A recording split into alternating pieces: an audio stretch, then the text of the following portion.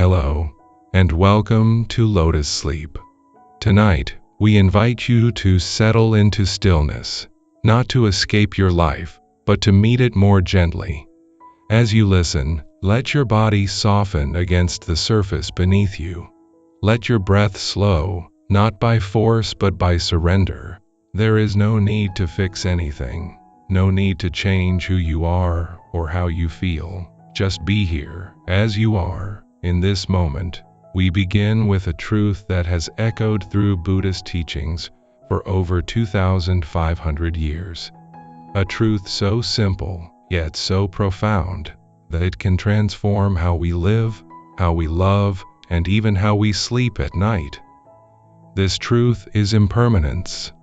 In Pali, the ancient language of the Buddha's discourses, it is called anicca. In Sanskrit, anitya. In Japanese Zen, it flows through every tea ceremony, every brush stroke of calligraphy, every silent sitting in the zendo. It is not a philosophy. It is not a theory. It is the very rhythm of existence itself. Everything changes. The seasons turn. The moon waxes and wanes. A child grows taller overnight. A friendship fades without warning. A feeling of joy rises in the morning and dissolves by evening. Even the mountains, those great, unmoving sentinels of stone, are slowly returning to dust, grain by grain, carried away by wind and rain. And yet, we suffer because we forget this. We build our lives on the quiet hope that some things will stay the same. That the person we love will always look at us the way they did on that summer afternoon. That our body will remain strong and pain-free. That the peace we feel tonight will last through tomorrow. We cling, not with our hands, but with our hearts, to moments, people, identities, and feelings, as if by holding tightly enough, we could stop time itself. But time does not stop. And clinging only tightens the knot of suffering.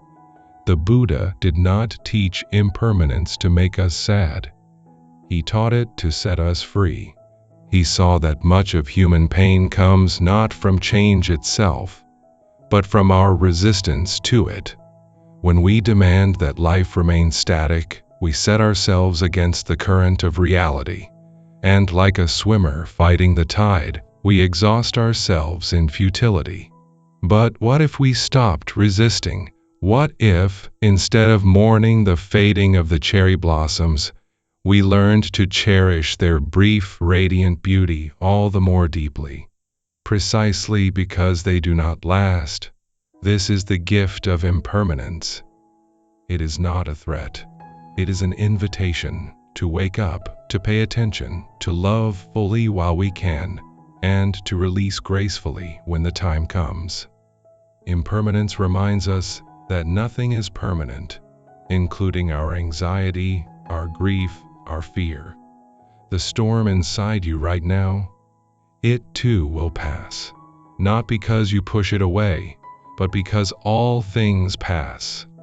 This is not wishful thinking. It is the law of nature. And in that passing there is hope. There is space. There is room to breathe again. So tonight, as we journey through stories of change, loss, and renewal, we do not seek to deny pain. We do not pretend that endings are easy. Instead, we learn to hold life lightly, with open hands and an open heart, knowing that to love something is also to accept that it will one day change, or leave, or end. And in that acceptance, paradoxically, we find peace. Let your next breath be slow and soft.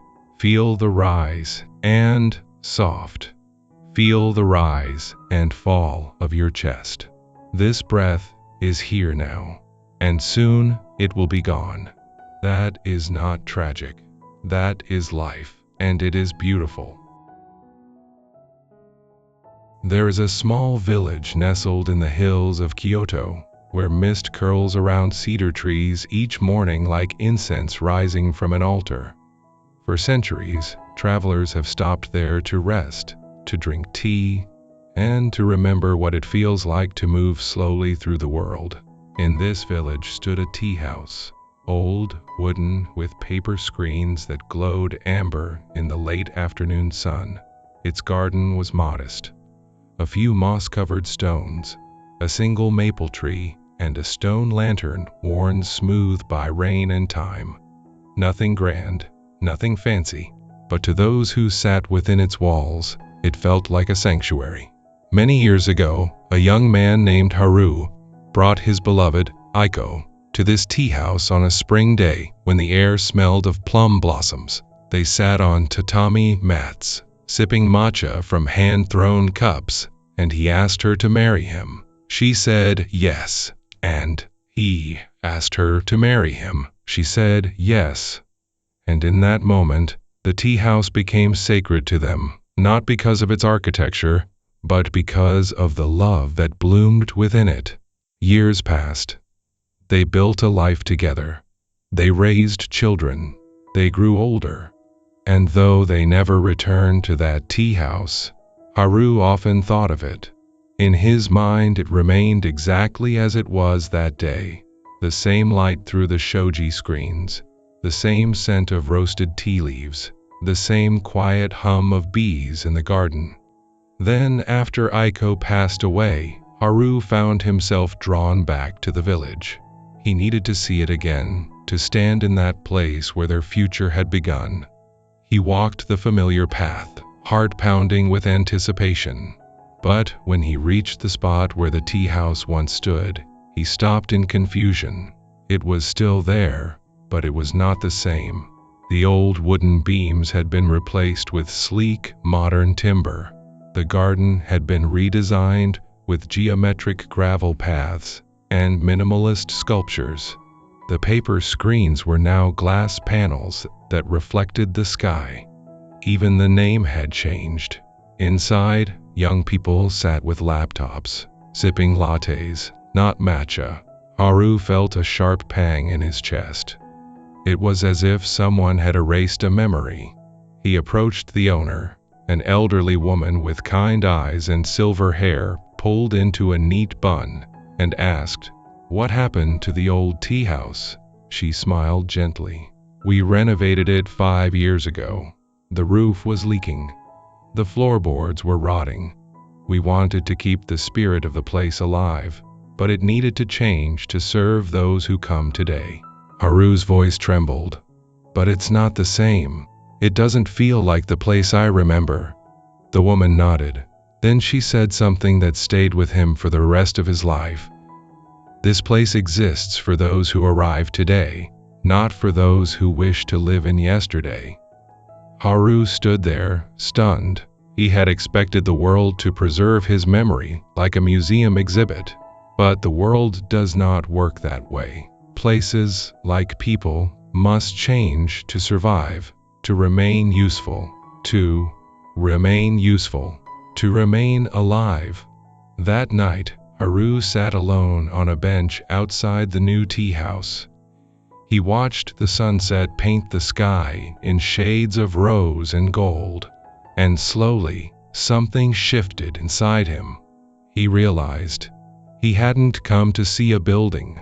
He had come to feel close to Aiko again, and Aiko was not in the walls, or the floor, or the garden. She was in his heart, in the memory of her laughter, in the way she held his hand when he was afraid. Those things had not changed. They lived on, not in the place, but in him. The tea house had changed, but love had not. This is the lesson of impermanence in places. We often return to childhood homes, schools, beaches, or cities, hoping to find the past intact. But time moves forward, not backward. The cafe where you had your first coffee date may now be a pharmacy. The park where you played as a child may have new benches, new trees, new children running where you once ran. And that is okay. Because the true essence of a place is not in its bricks or tiles.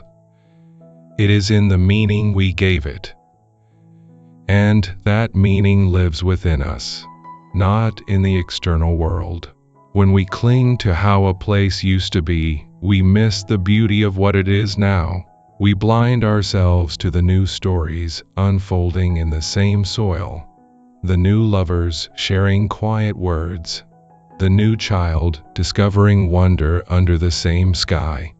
Impermanence invites us to honor the past without being trapped by it, to say, "Thank you for what you were," and then turn our attention to what is here now.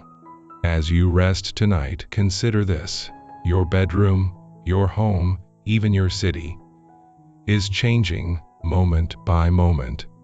Dust settles, light shifts, sounds fade and return. Nothing stays the same. And yet, in this ever-changing world, you are here, breathing, listening, present. That is enough. Let go of the need for things to stay as they were. Welcome what is, just as it is, and in that welcoming, find peace. Let your breath soften now, just a little more. Feel the quiet rhythm of your body, resting, supported, still, safe. There is no need to hold on to anything, no need to fix or change what is. In this moment, you are exactly where you need to be. Tonight, we turn our attention to one of the most tender truths of human life. People change, not because they want to hurt us, not because they've forgotten us, but because life itself is a river, and everyone in it is carried by its current. We often enter relationships with an unspoken hope that the person we love will remain the same, that the friend who made us laugh at 16 will always understand us at 40, that the partner who held us through grief will never grow distant, that the child who once ran into our arms will always look to us for guidance. But people are not statues carved in stone. They are clouds, constantly shifting, shaped by wind and weather, by joy and sorrow, by time and experience. And when we forget this, we suffer, not because they changed, but because we expected them not to. There is a story from a quiet farming village near the Sea of Japan, passed down through generations of Zen practitioners, about two brothers named Kenji and Taro. As boys, they were inseparable. They climbed the same persimmon trees, fished in the same river, and shared secrets under summer stars. Kenji was bold, quick to laugh, quick to act, always chasing the horizon. Taro was quiet, thoughtful, often found sketching birds in the margins of his schoolbooks or reading poetry beneath the old maple tree. When they turned 18, their paths diverged. Kenji joined the merchant navy, drawn by tales of distant ports and open seas. He sailed to India, Egypt, Portugal, collecting stories, languages, and scars. Taro stayed behind, tending the family rice fields, caring for their aging parents, and eventually marrying a local school teacher named Emmy. For 20 years, they exchanged letters, sporadic, filled with news of storms survived, harvests gathered, births and deaths. But words could not capture the fullness of who they were becoming. Kenji's worldview widened with every port. Taro's roots deepened with every season. Then, their mother fell ill. Her letters grew fainter, her handwriting shaky. "Come home," she wrote. "I wish to see you both before the leaves fall." Kenji returned at once. He arrived at the farmhouse on a crisp autumn morning, heart pounding with anticipation. He imagined embracing the brother he remembered, the boy who drew sparrows in notebooks, who quoted Basho under the stars, who once cried when their dog died. But the man who greeted him at the gate was different. His hands were calloused from years of labor. His face was lined by sun and worry. His eyes held a quiet steadiness Kenji didn't recognize. He spoke with calm authority, not the hesitant tone of youth. He had 3 children now, 2 girls and a boy, and managed not only the farm, but the local irrigation cooperative. He had buried their father 5 years earlier and guided the family through droughts, floods, and market crashes. That evening, as they sat on the porch watching fireflies blink over the rice fields, Kenji said quietly, "You've changed." Taro looked at him, surprised. "Of course I've changed. Haven't you?" Kenji paused.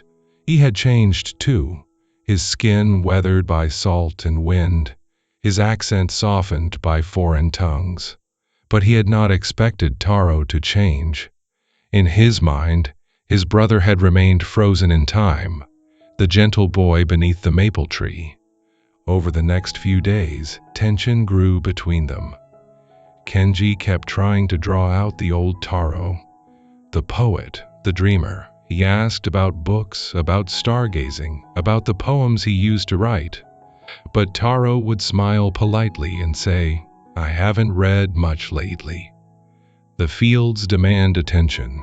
Kenji felt a growing sense of loss, not for the brother who was gone, but for the memory he had clung to. One night, after a particularly awkward silence, their mother, weak but clear-eyed, spoke from her futon.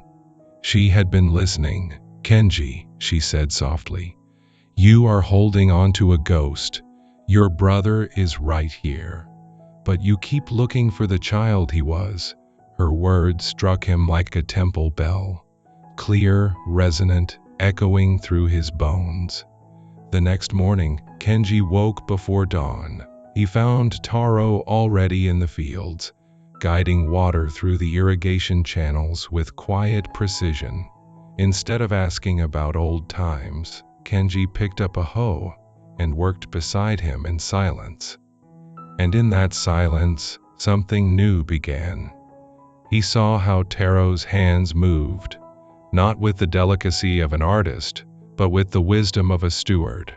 How he paused to check the health of each rice stalk. How he greeted the farmhands not as workers, but as family. This was not the brother he remembered, but he was still his brother. Just as the river is still the river, even after it has carved a new path through the land. By the time Kenji left, they had not become the boys they once were, but they had become something deeper. 2 men who loved each other not for who they used to be, but for who they were now. This is the lesson of impermanence in relationships. People are not fixed, they are flowing. And love, in its truest form, does not try to dam the river. It learns to flow with it. The Buddha taught that clinging, upadana, is the root of suffering. We cling to images of people, the way they smiled, the way they spoke, the role they played in our lives. But those images are memories, not realities. And when the real person grows beyond that image, we feel betrayed, even though they have done nothing wrong. True love is not possession. It is presence. It says, "I see you, not as I remember you, but as you are today. I honor your journey, even when it takes you far from mine." This is not easy. It requires humility. It requires letting go of control. But it is the only way love can breathe.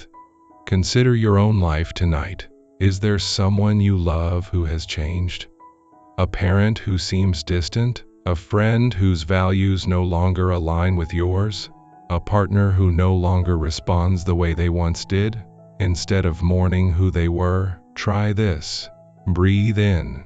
See them as they are right now. Flawed, evolving, human.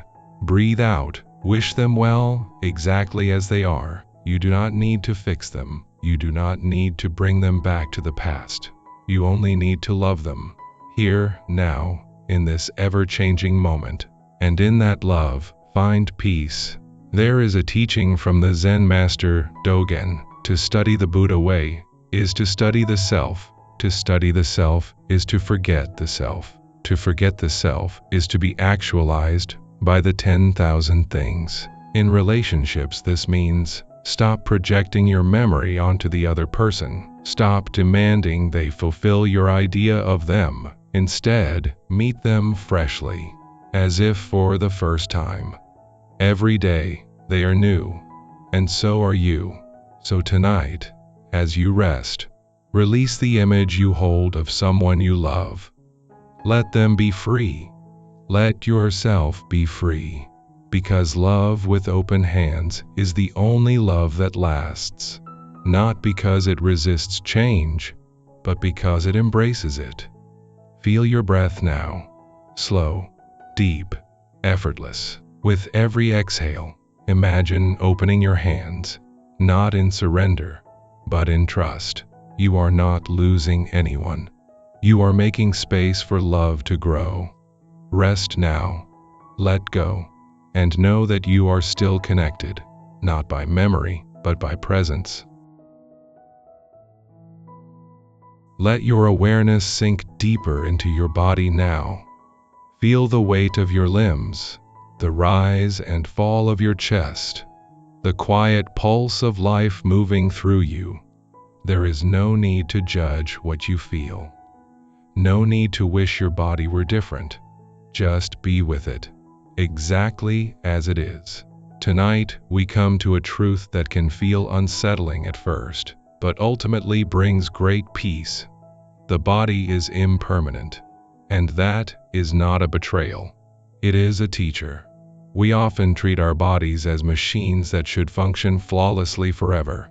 When they age, ache, or fail, we feel angry, ashamed, or abandoned. We curse our stiff joints, our thinning hair, our slowing pace, as if these were signs of failure rather than signs of having lived. But the body is not a tool. It is a companion on the journey of life. And, like all companions, it changes. In a quiet temple on the edge of Nara, there lived an old calligrapher named Master Ren. For 60 years his brush had danced across rice paper, creating characters so alive they seemed to breathe. Emperors and monks alike sought his work, not for its perfection, but for its soul, each stroke infused with decades of meditation, discipline, and quiet joy. But as he entered his 80th year, his hands began to tremble. At first, it was subtle, a slight quiver when holding the brush. Then the lines grew shaky. Characters that once flowed with grace now wavered like reeds in the wind. His students noticed. Some whispered that his time had passed. Others suggested he retire, preserve his legacy while it was still untarnished. But Master Ren did not stop. Each morning he sat at his low table, ground his ink with slow, deliberate circles, and dipped his brush. His strokes were slower now, less precise. But something new emerged: depth, patience, a kind of raw honesty that had been absent in his earlier, more controlled work. One day, a young apprentice asked, "Master, why do you continue when your hand no longer obeys you?" Ren smiled. "My hand was never mine to command. It was always borrowing time from the earth. Now, it returns what it borrowed. And in that returning, it teaches me to write not with skill, but with presence." Across the country, in a dance studio in Tokyo, a woman named May faced a similar truth. May had been a celebrated dancer, her movements fluid, powerful, precise. Audiences wept at her performances. She danced not just with her body, but with her spirit. Every leap a prayer, every turn a poem. But during a rehearsal for a new piece, she landed wrong. A tendon tore. Surgery helped, but her body never fully recovered. She could no longer leap, spin, or balance as she once did.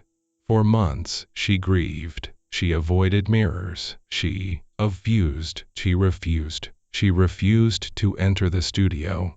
She felt her identity slipping away, like sand through fingers. Who was she, if not a dancer? Then, one rainy afternoon, a young girl came to the studio door. She had seen May perform years ago and dreamed of learning from her. "I know you don't dance anymore," the girl said shyly. "But could you teach me?" May almost said no, but something in the girl's eyes reminded her of her younger self.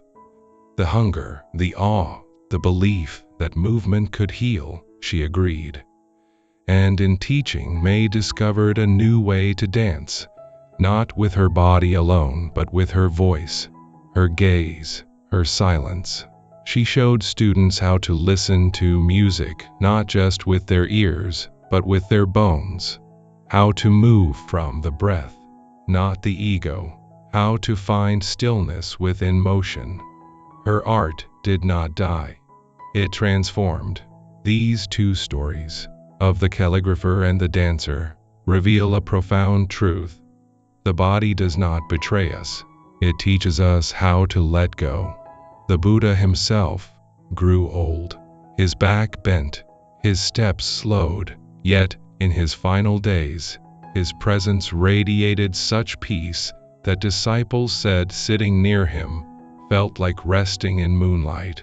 Why? Because he did not resist aging. He met it with curiosity and compassion. He knew that the body is anicca, impermanent. It arises, it changes, it passes, and that is not tragic. It is natural. Your body is not failing you, it is showing you the truth of existence. Every wrinkle is a record of laughter and worry. Every ache is a testament to effort and care. Every gray hair is a thread of wisdom earned. You do not need to fight your body's changes. You do not need to fight your body's changes. You only need to meet them with kindness. If your hands shake, let them write with tenderness. If your legs ache, let them walk with gratitude. If your eyes blur, let them see with compassion. Your worth is not in your strength, your speed, or your appearance. It is in your presence, in the awareness that watches the body change, yet remains unchanged itself. There is a teaching in the Satipatthana Sutta, the Buddha's foundational discourse on mindfulness. Contemplate the body in the body. Aware of the in-breath, aware of the out-breath, aware of walking, standing, sitting, lying down. This is not about fixing the body, it is about befriending it. Tonight, as you lie here, try this. Bring your attention to your feet. Feel their weight, their warmth, their contact with the bed. Move slowly up. Ankles, calves, knees, without judgment, without wishing them different. Just notice, just be with. This is the practice of embodied presence. And in this presence, you discover something remarkable. Even as the body changes, the awareness that holds it remains steady. You are not your trembling hands. You are the one who notices the trembling. You are not your aging skin. You are the one who feels it. This is your refuge. So do not curse your body for changing. Thank it for carrying you this far. For every step it has taken. For every breath it has drawn. For every heartbeat that has kept you alive until this very moment. As you rest tonight, let your body be exactly as it is. Tired, sore, imperfect, sacred, and know that even as it changes, the light within you, your awareness, your compassion, your love, remains whole. Feel your next breath, slow, deep, effortless. With every exhale, imagine releasing the story that your body has failed you. Let it go. And welcome the truth. Your body is teaching you how to live and how to let go. Rest now. Honor your body. And know that you are enough, exactly as you are. Let your breath soften now, just a little more. Feel the weight of your body resting against the surface beneath you.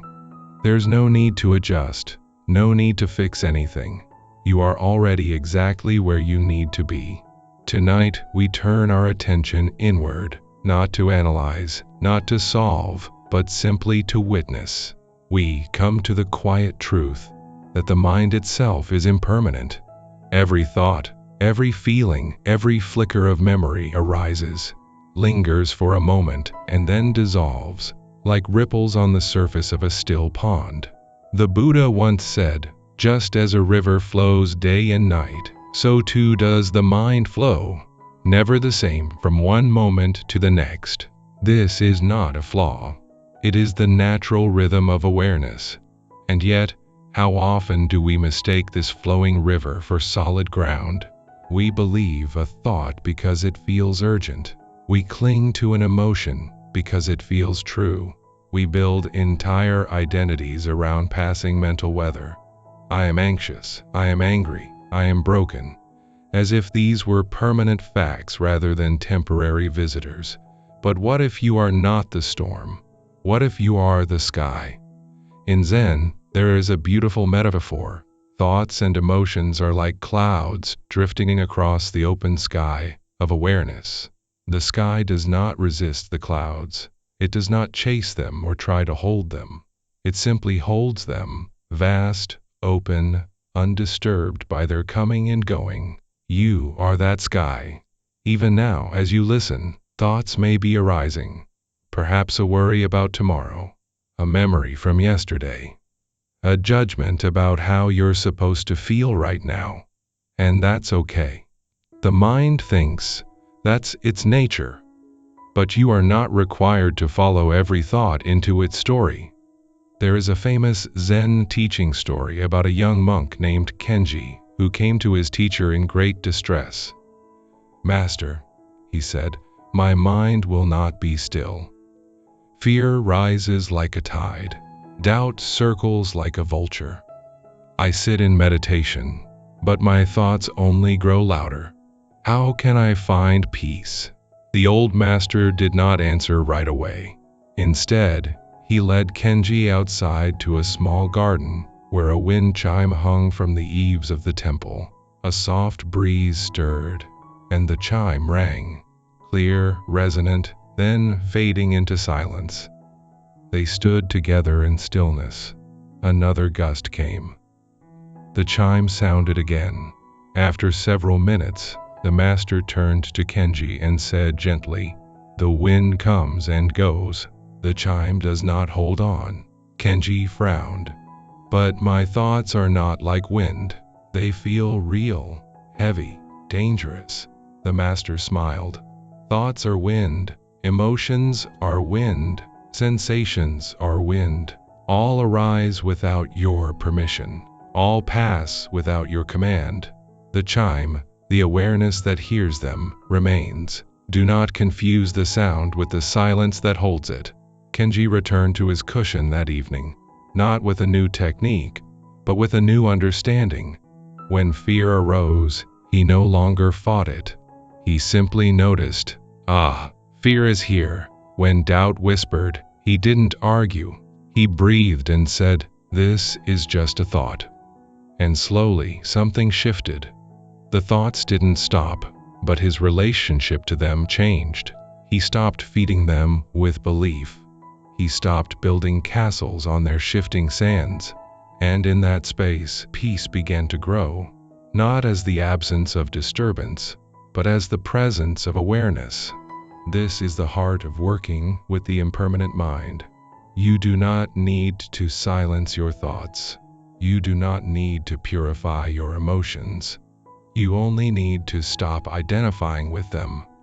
Every time you notice a thought, "I'm not good enough," you can whisper inside, "This is a thought. It arose on its own. It will pass on its own." Every time sadness washes over you, you can say, "This is a feeling. It is here now. It will not stay forever." You are not the content of your mind. You are the space in which it appears. Like the sky holding clouds, you can hold every thought, every emotion without being consumed by it. And here is a secret the ancient teachers knew. When you stop feeding thoughts with belief, they naturally dissolve. Think of a campfire. As long as you keep adding wood, the flames grow. But if you stop feeding it, even the fiercest fire will burn itself out. Thoughts are the same. They thrive on attention, on repetition, on the story you tell yourself about them. But when you simply observe them, without judgment, without resistance, they lose their power. They become like leaves floating down a river. You see them, you notice their shape, their color, but you don't jump in and try to grab them. You stay on the bank, calm and still, watching the river flow. This is not passive. It is deeply active. Active in its gentleness, in its patience, in its refusal to be swept away. Tonight, as you rest, invite this practice. When a thought arises, any thought, don't push it away. Don't follow it. Just let it be. Let it drift across the sky of your awareness like a bird flying across the moon. Here, and then, gone. And in that letting go, you return to what is always here. The quiet presence beneath the noise, the stillness beneath the storm, the you that has never changed, even as everything else flows. Feel your next breath. Slow, deep, effortless. Thoughts may come, emotions may rise, but you are the sky, and the sky is always at peace. Now, let your body sink even deeper into stillness. Imagine you are lying beneath a canopy of stars, wrapped in the quiet hush of night. There is nothing you need to do, nothing you need to become. You are held by the earth, by the air, by the simple fact of your breath moving in and out. Tonight, we come to one of the most tender teachings of the Buddha. Letting go is not loss. It is liberation. We often misunderstand attachment. We think it is love.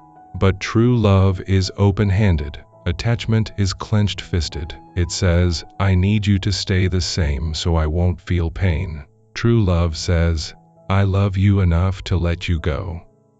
There is a story from a coastal village in northern Japan, passed down through generations of Zen practitioners, about a woman named Yumi and her son Hiro. Hiro was a boy of the sea. From the moment he could walk, he ran toward the waves. He collected shells, built sandcastles, and dreamed of sailing beyond the horizon. He wore a thick wool sweater, blue, with white waves stitched along the cuffs, that his grandmother had knitted for him before she passed away. He wore it every winter, even when it grew too small, even when the elbows thinned. When Hiro was 12, he drowned in a riptide while swimming with friends. The sea gave back his body, but not his laughter, not his dreams, not the way he would run into the house shouting, Mama, look what I found. Yumi was shattered. In her grief, she kept his sweater folded on his bed, untouched. She would sometimes hold it to her chest, breathing in the faint scent of salt and boyhood. She believed that as long as she kept it, she kept him. Years passed. The sweater gathered dust. Moths nibbled at the edges. But Yumi could not bear to let it go. To release it felt like losing him all over again. Then, one winter, a storm hit the town. Homes were flooded.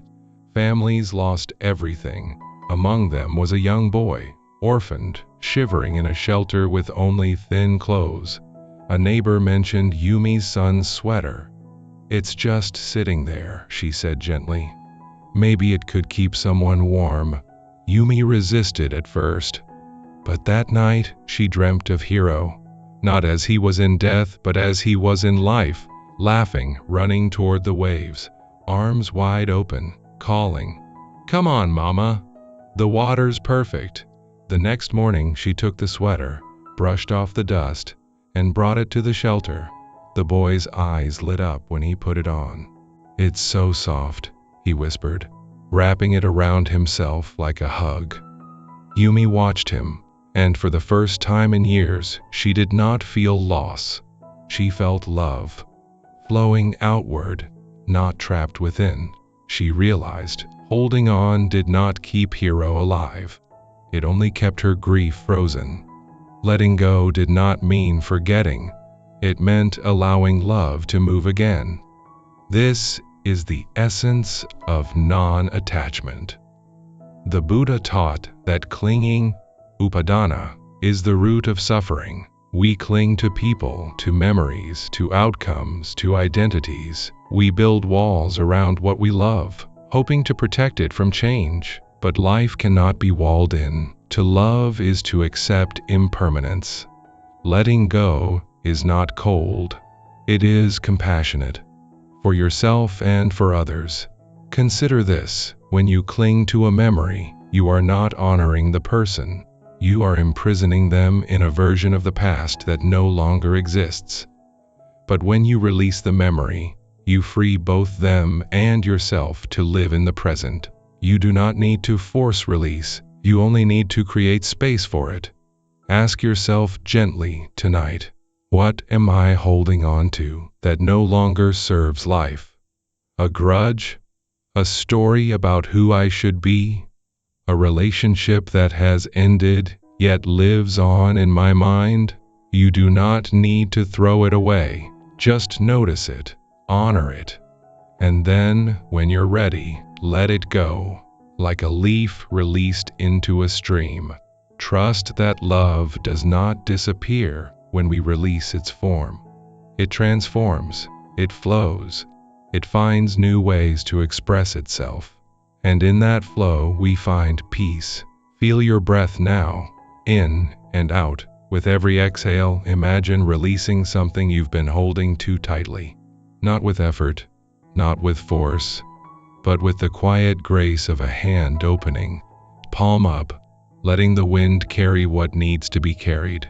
You are not losing anything real. You are making room for what is true. Rest now. Let go, and know that you are still whole. Let your breath deepen now, just a little more. Feel the quiet rhythm of your body resting, supported, still, safe. There is no need to reach for anything, no need to fix or improve.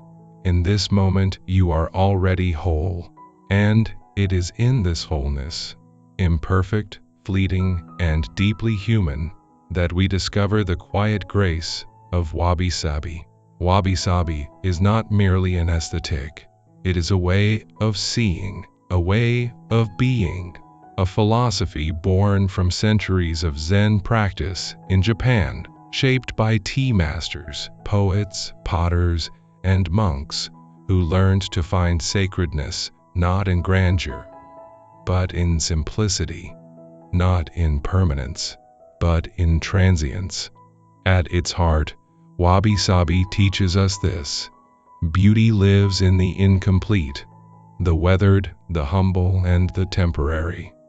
Think of a moss-covered stone beside a mountain path. It is not polished, it does not shine, yet it holds the memory of rain, of wind, of seasons passing.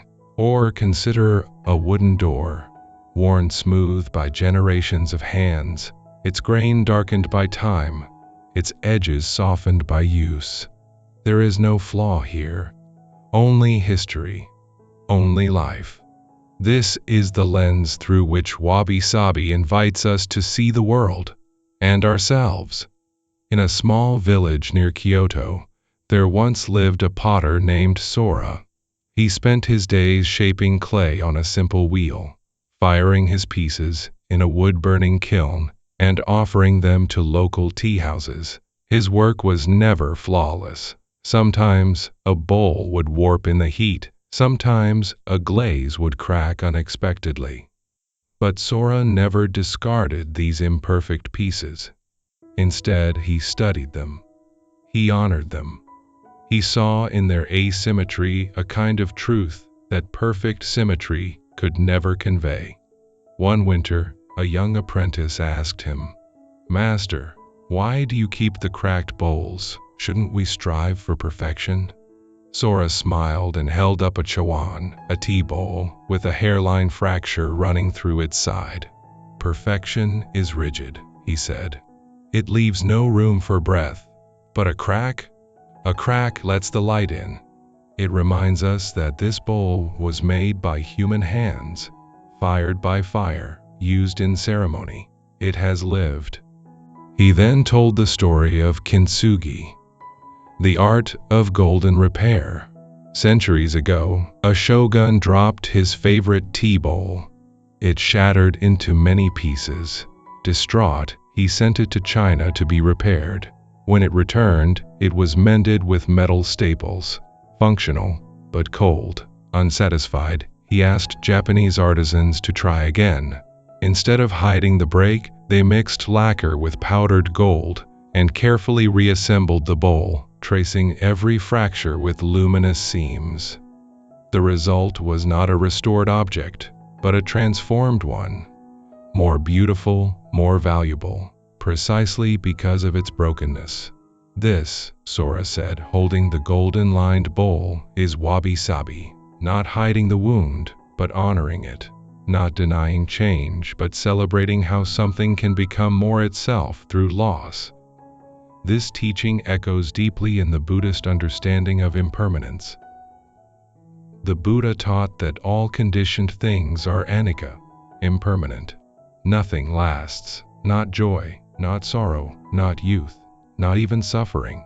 And rather than mourn this truth, wabi-sabi invites us to lean into it, to find beauty in the very fact that things do not last. Consider the cherry blossom.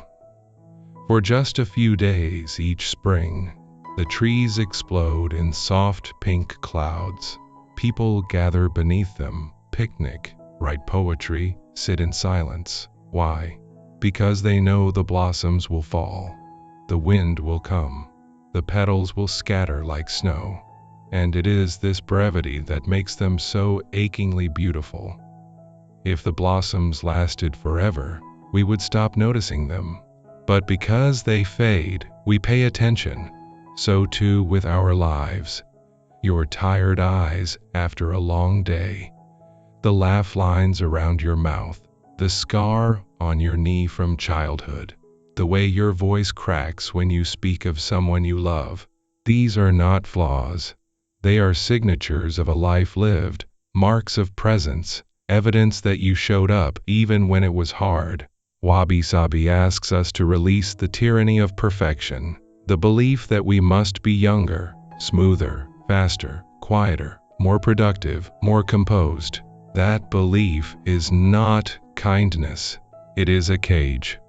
True peace begins when we stop fighting the natural texture of existence. You do not need to erase your past to be worthy.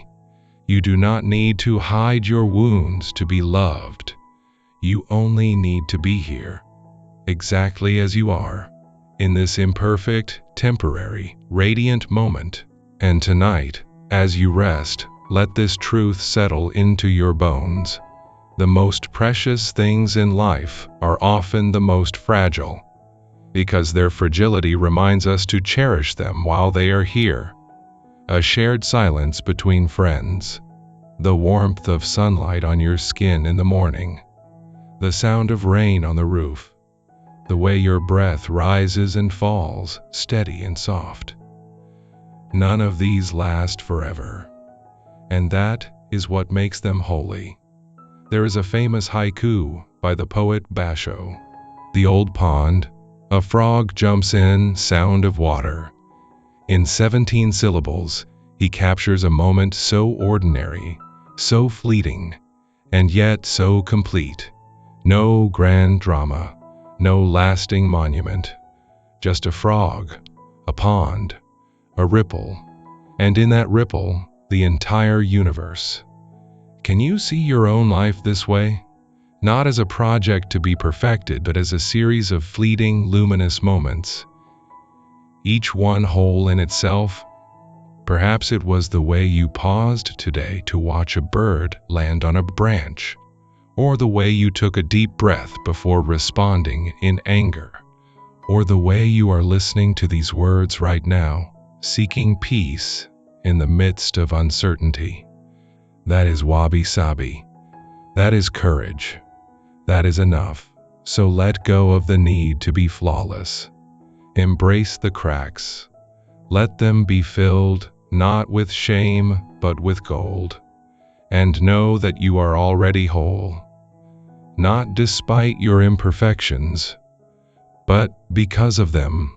As you drift deeper into stillness, imagine yourself as a handmade bowl, slightly uneven, marked by use, perhaps even cracked in places, and yet capable of holding warmth, capable of holding tea, capable of holding love. You do not need to be fixed, you only need to be held, and you are. Rest now. Let the quiet beauty of your temporary, imperfect, sacred life carry you into sleep. Breathe in and out. Let your awareness settle into the present, not as a task, but as a gift. You are here, now, alive.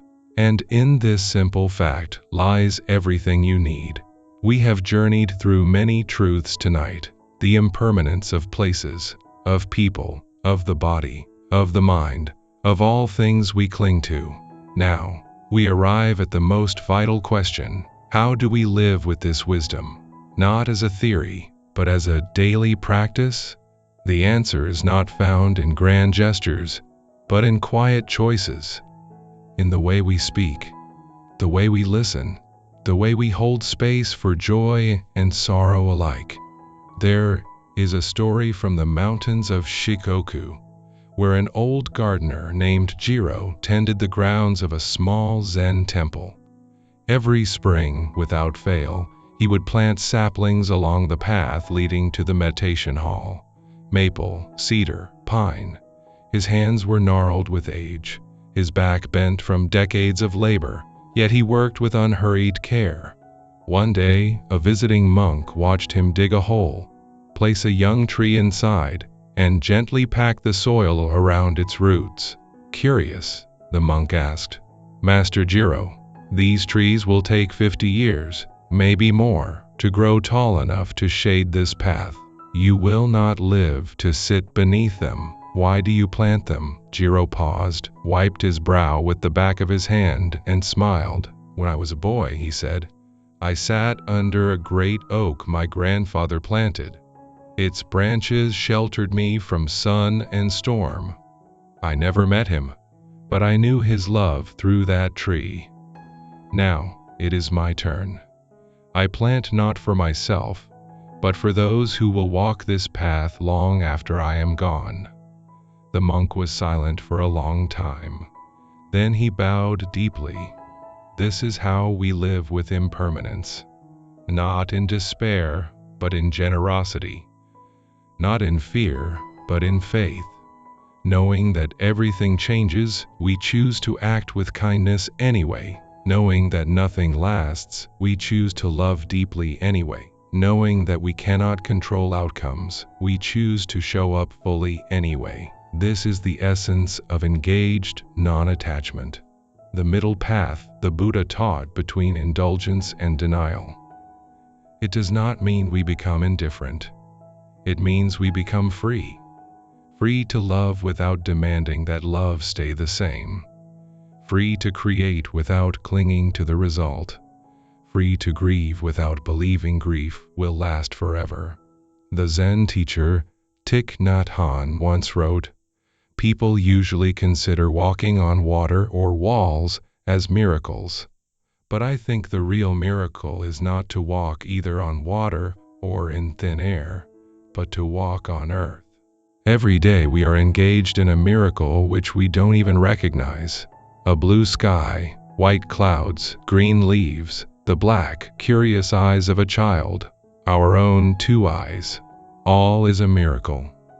Living with the wisdom of impermanence is learning to see the miracle in the ordinary. It is saying, I love you today, not waiting for a special occasion. It is forgiving someone, not because they deserve it, but because your heart is too precious to carry bitterness. It is pausing to watch the sunset, even if you're busy. It is drinking your tea slowly, feeling its warmth travel down your throat. These are not small acts. They are revolutions of presence. Because in a world obsessed with speed, productivity, and permanence, choosing to be fully here, just as you are, is radical.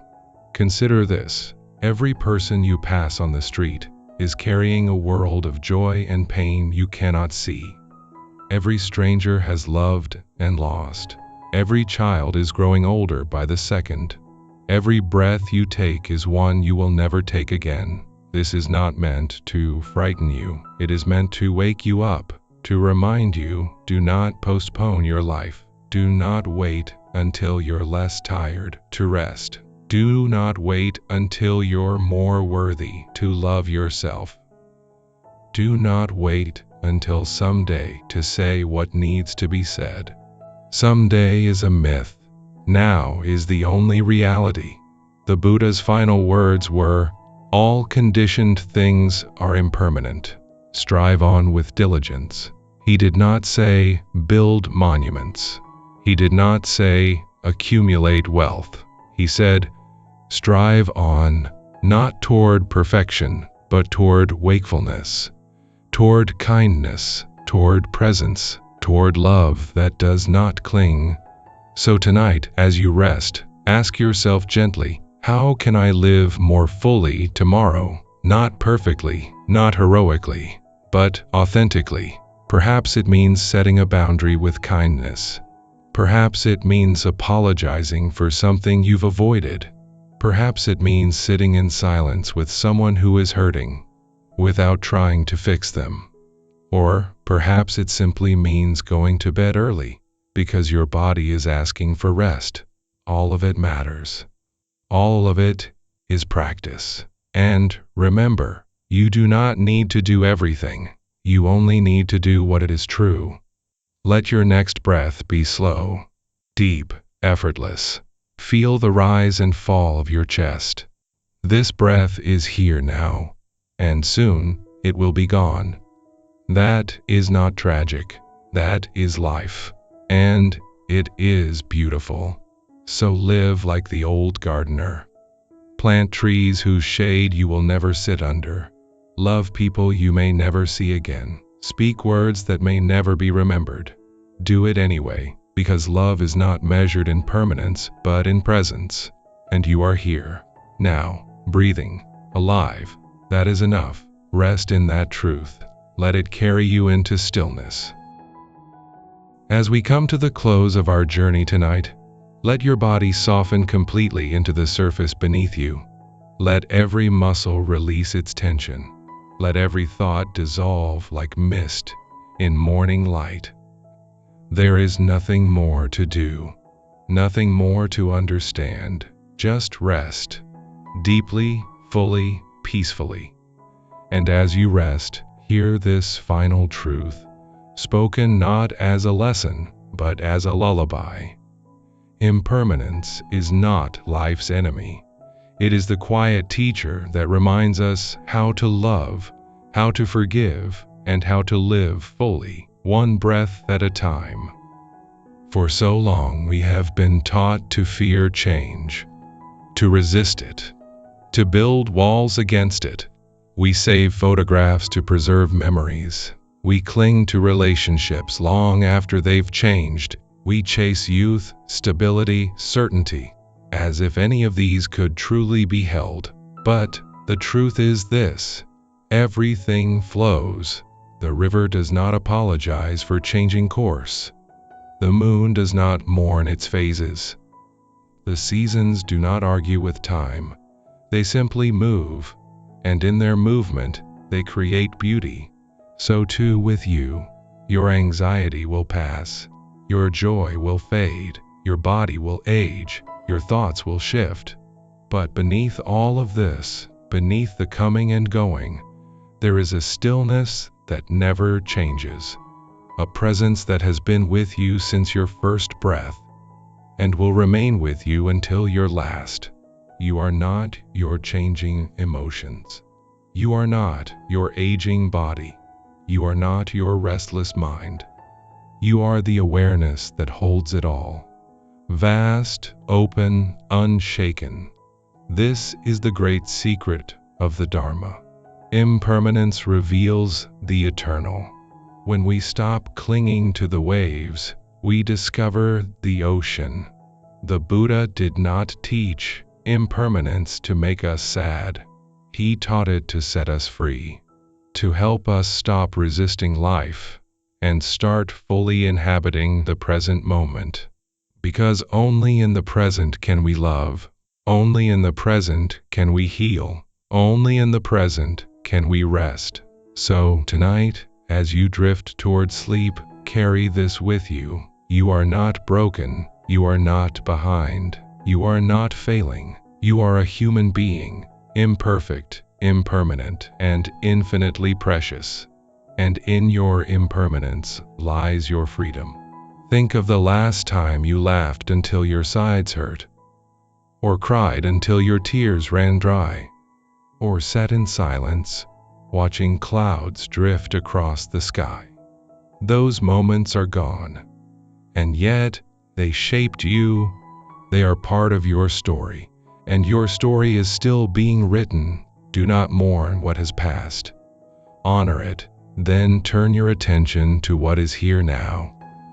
The weight of your body on the bed, the sound of your breath, the quiet hum of the night.